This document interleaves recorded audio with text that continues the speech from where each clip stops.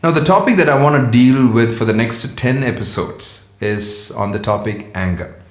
Several teenagers, have reached out about how they get angry and upset, and parents, a lot of parents and teachers have been telling me saying some of these teenagers are getting frustrated, angry about everything, upset about everything.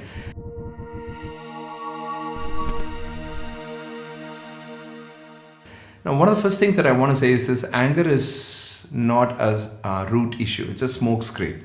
There's something else is making the child angry. So we may have to find out what that issue is, what's making the child angry. That's one of the first thing that I want to say. And the second thing that I want to say, which I kept telling the teenagers again and again, is that anger is not bad. It's okay. What does the Bible say? Be angry, but do not sin. Right? Everywhere I did a lot of verses from Proverbs, and for you also I will do several verses from Proverbs where it says slow to anger, slow to anger, slow to anger. It's okay to get angry, but they need to know how to express it in the right way, right? So let's start with some of the paradigms. How do I deal with my teenager or with my child who gets angry all the time, right? I'll start with this verse from Proverbs. Proverbs 16:30. Whoever winks his eyes plans dishonest things, and he who purses his lips brings evil to pass. Purses his lips means how he begins to walk in that dishonest place. Now, one of the things that I'm beginning to realize with children, with teenagers, they get angry sometimes about their own dishonest places. Or they might have seen somebody else being very dishonest, or somebody else getting very upset and doing things that is not right, and so they also have gone into to do something, or sometimes they have not done it, but they've seen somebody else being very dishonest and doing it, right?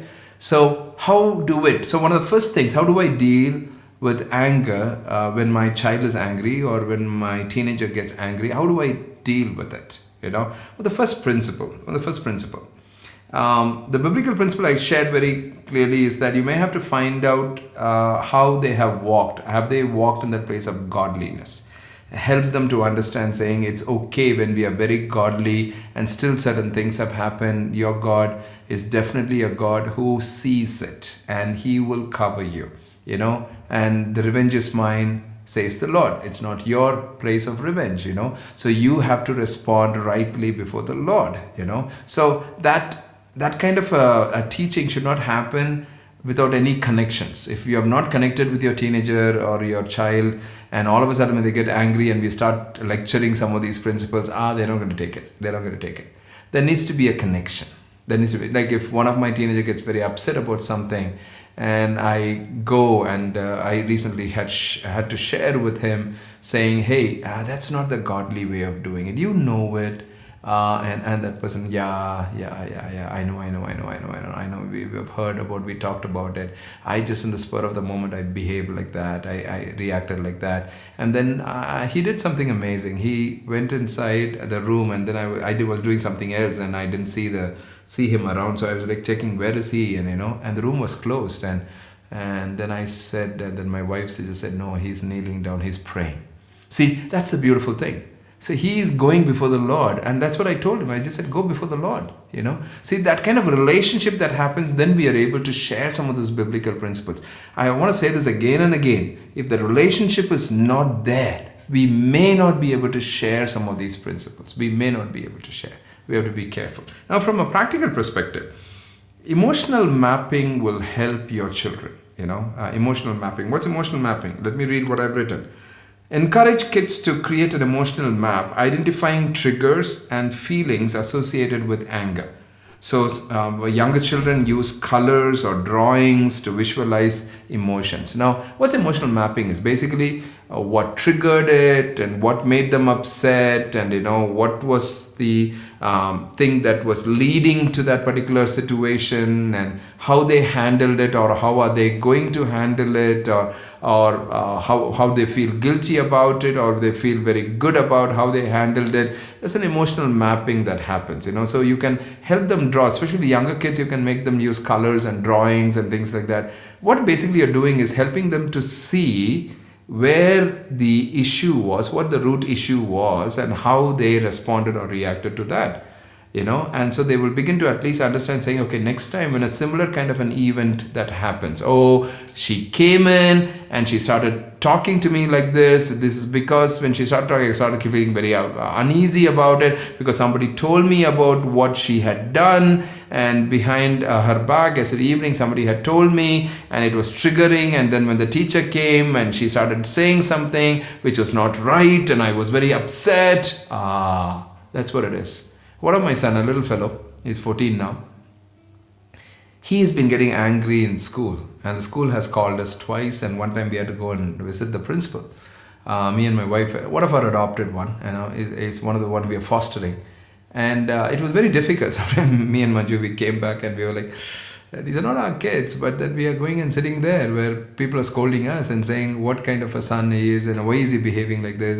And this is a school that we know. So I've trained a lot of teachers and all of that in that school. So I know they didn't, kind of shoot us out. But then they said, George, this is very serious, So I had to come back and talk to him. And one of the first things that I had to just say, what was the trigger? What is making you in a place, When the other guy comes from a very difficult family, from a broken family, actually, very broken family. Then I just said, hey, you don't have to get to that level, And so I had to sit and share some principles. And one of the things that me and my wife had to do is to secure him.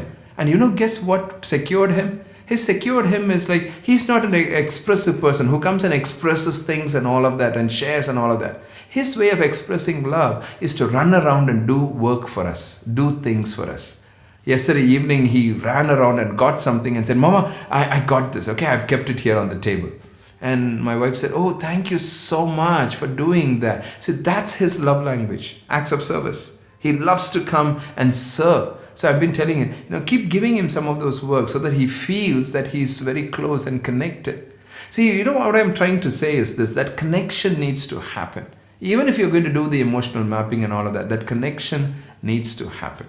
That you are connected with your child, with your teenager. May the Lord give you grace. May the Lord give you grace. And sometimes anger is not very great. If we are not able to deal with them when they are young, later in life it becomes a big issue. I get so many messages from children, from teenagers, from young people, from ones who have even passed out of college. They talk about how their dad gets angry so much and he is always on the brink. We are very careful in the house, how my mom gets angry all the time and how it ruins our life. And we don't want our children to carry this into their life. No, especially this habit of getting angry and shooting out and spurting out at the moment. No, we don't want this habit to continue. May the Lord give you grace. May the Lord give you grace, and to help you deal with the anger that you find in the lives of your children, lives of your teenagers. May the Lord bless you. You're so interested in your child, and that's why you're here watching this episode. May the Lord bless you. May the Lord bless you richly. Thank you.